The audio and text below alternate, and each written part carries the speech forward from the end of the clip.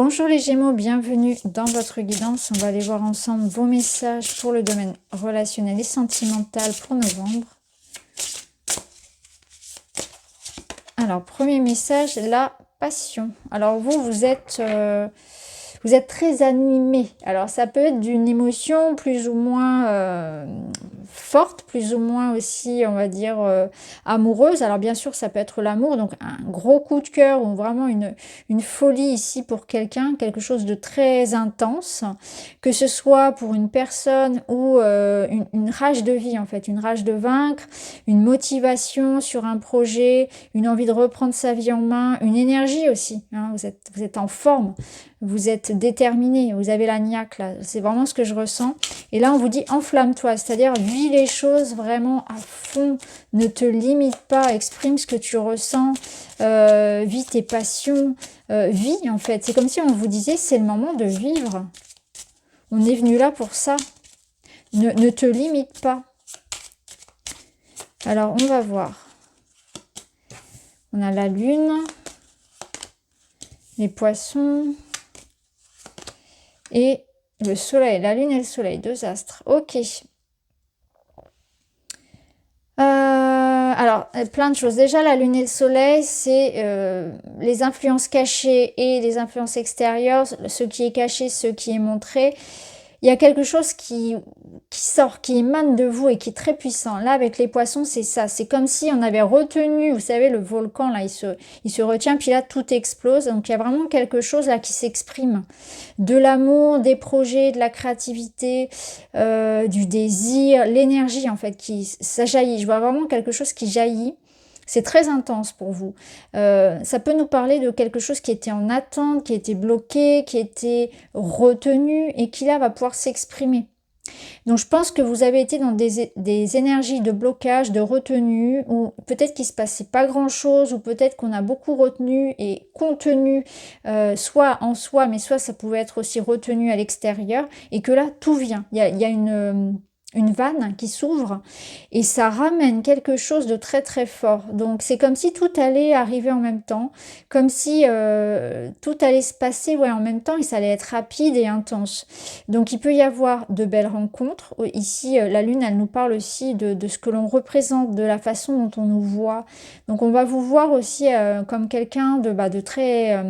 magnétique, de très attractif, donc d'où cette passion dans l'air, parce qu'avec les poissons, il n'y a pas qu'un seul poisson, il y en a plusieurs, donc autant vous dire que vous allez plaire, qu'on va vous remarquer, mais pas seulement au niveau amoureux, c'est-à-dire que ça peut aussi nous dire que vous allez avoir quelque part une certaine forme de reconnaissance, peut-être sociale, dans le travail, si vous êtes entrepreneur, ça peut être ou artiste, ou voilà, il y a une forme aussi de reconnaissance.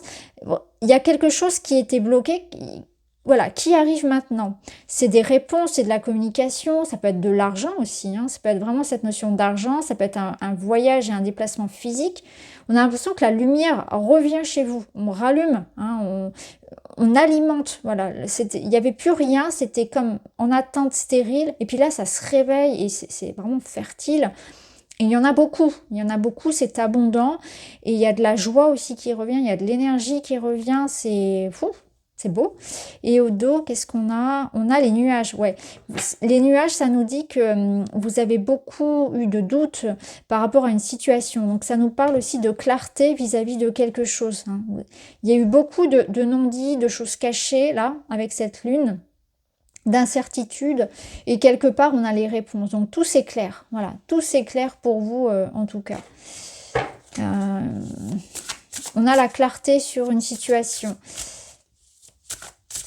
Alors, la lune et le soleil, ça me fait penser aussi à un couple. Donc, ça me fait penser aussi à une connexion. Et là, on rejoint la passion. Donc, ça veut dire qu'on est quand même sur deux énergies très différentes. Donc, oui, il peut y avoir un peu le choc, en fait, entre deux personnes ici avec des personnalités et donc des façons de vivre l'amour qui sont très différentes.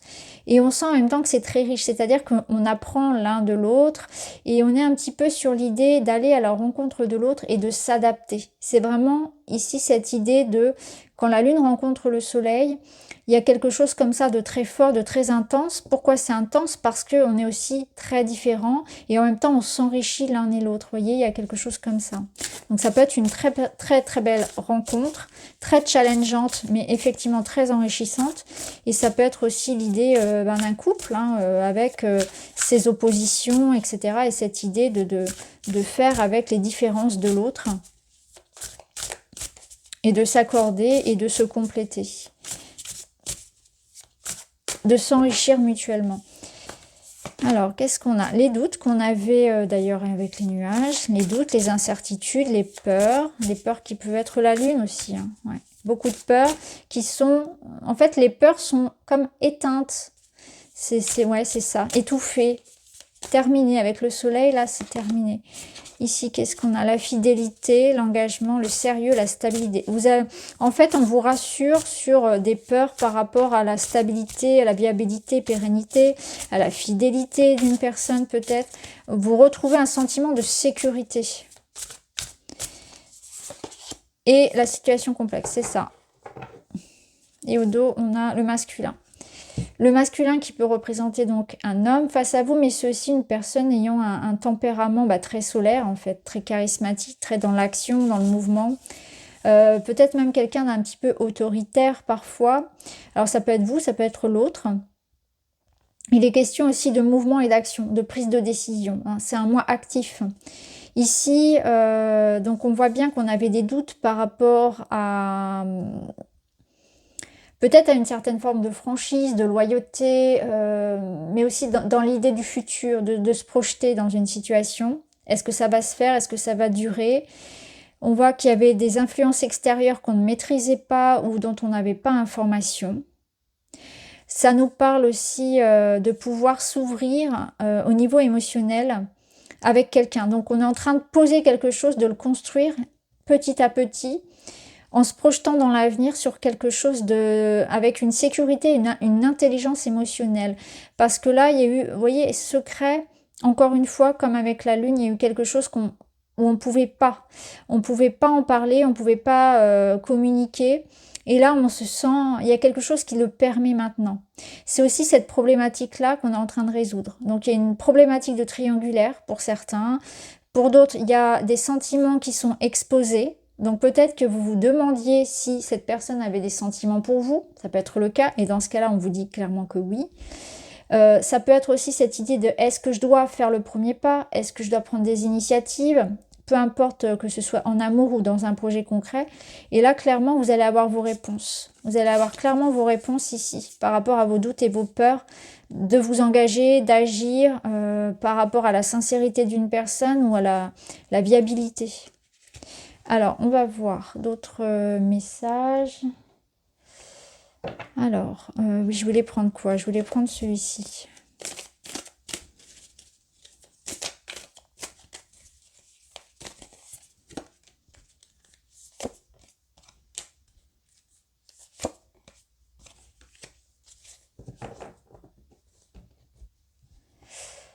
Alors, on retrouve cette notion de se questionner ici, les doutes, on s'interroge, on hésite aussi.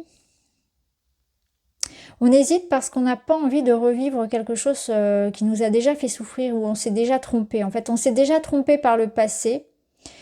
Et du coup, aujourd'hui, voilà, on n'a plus envie de se faire avoir encore une fois ou de se tromper, de vivre encore cette situation-là. On n'a pas envie de répéter les bêtises, les erreurs du passé. Enfin, je devrais pas dire bêtises, c'est pas des bêtises, c'est des expériences parce qu'en fait, du coup, ça vous sert aujourd'hui. Ça vous permet de voir dans cette circonstance pourquoi on en est arrivé là. Et ça, vous le voulez plus. Donc, peut-être qu'il est question ici de travailler sur une extrême sensibilité qui parfois peut vous desservir. Peut-être qu'il y a quelque chose que vous devez vraiment travailler sur des blessures du passé, hein, cette notion-là. Ça peut nous dire aussi qu'il est question d'empathie. Encore une fois, je vous parlais tout à l'heure du choc de la rencontre soleil et lune, et c'est un petit peu ça, c'est mettre de l'eau dans son vin, c'est comprendre que l'autre soit différent, être dans cette acceptation des différences, etc., dans cette conciliation en fait. Donc là, il est question d'arrondir, d'adoucir une situation, de ne pas refaire les mêmes erreurs. Il est question aussi vis-à-vis de soi, hein, de se faire confiance peut-être aussi, d'avoir de la bienveillance par rapport à soi, d'être moins dur. Donc ça peut vous dire aussi pour vous, hein, qu'il est question d'être plus doux avec soi aussi. Je pense qu'il est temps pour vous de vous pardonner quelque chose ou de vous guérir de quelque chose, d'accepter peut-être une part de vous. Vous pouvez être très critique envers vous-même, il peut y avoir quelque chose comme ça aussi. C'est pas forcément vis-à-vis d'une personne à l'extérieur. Travailler sur un manque de confiance qui fait qu'on se remet toujours en question, un petit peu trop peut-être. On doute un petit peu trop de soi.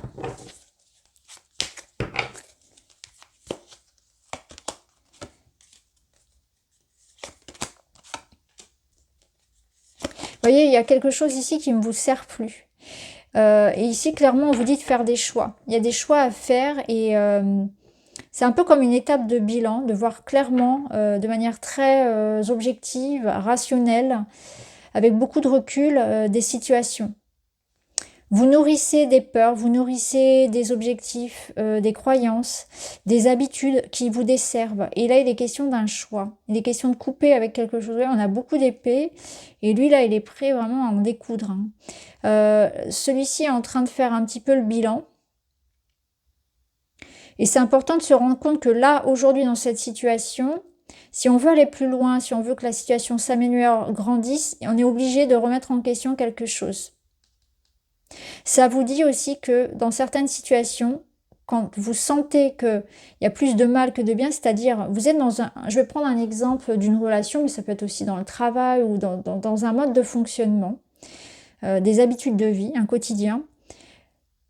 Vous vivez totalement stressé tout le temps, totalement à vous poser 1000 questions. Donc c'est-à-dire que si c'est une relation amoureuse, on est toujours à douter, est-ce que cette personne est sincère, est-ce qu'il me trompe, ou c'est une relation où il y a beaucoup de disputes, etc. Après, ça peut être par rapport à un travail ou dans un travail qui apporte beaucoup de stress, etc.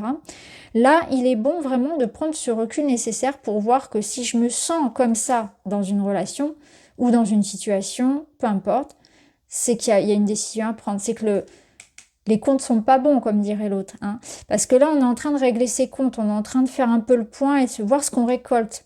Si je me rends compte que ce que je récolte, ça me déçoit, ça me rend malheureux, qu'est-ce que je fais là? Quelle décision je dois prendre? Je dois réajuster quelque chose. Donc il est aussi intéressant pour vous ce mois-ci de faire un peu le point sur ce qui doit carrément dégager de votre vie, sur ce qui doit être arrêté ou au contraire ce qui doit être modifié, enrichi, etc. Vous ne pouvez pas être partout à la fois non plus. Donc je pense qu'il y a comme l'idée que quelque chose vous prend aussi beaucoup d'énergie, de temps, pour pas grand-chose. Donc c'est revoir ses investissements, revoir peut-être quelque chose de très concret hein, dans son budget, mais aussi dans le temps qu'on donne, dans l'investissement qu'on donne dans une relation. Ça peut être aussi une certaine forme d'impatience envers soi, envers les autres, parce qu'il y a aussi cette notion de pas vouloir tout de suite. Donc une notion que il faut se dire aussi que là, la situation, elle a peut-être aussi besoin d'un petit peu de temps, d'être dans cette patience-là vis-à-vis du temps. Au dos, vous avez 6 de coupe qui vous ramène à cette idée de douceur. Vous avez besoin de douceur, vous avez besoin de vous apaiser. Ça peut être aussi quelque chose qui dure depuis longtemps, c'est-à-dire que là, on est aussi sur... l'idée d'en couper avec, encore une fois, avec un passé, avec quelque chose qui touche aussi à votre enfance. Donc il est peut-être temps aussi de se détacher de quelque chose que vous avez pu vivre dans votre enfance. Ça peut être le cas. On a l'empereur, ça peut être en lien avec le père ou la structure familiale. Mais ça peut être aussi avec une certaine forme d'autorité, de quelque chose qui a autorité sur vous. Ok, bon, on va continuer. On va voir un autre petit message.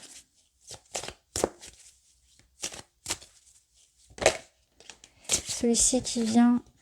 Énergie tierce qui perturbe le calme d'une relation. Une tierce personne vous guide vers une rencontre importante. Bon, on a deux messages très différents. Donc, on retrouve cette énergie de la tierce qu'on avait ici.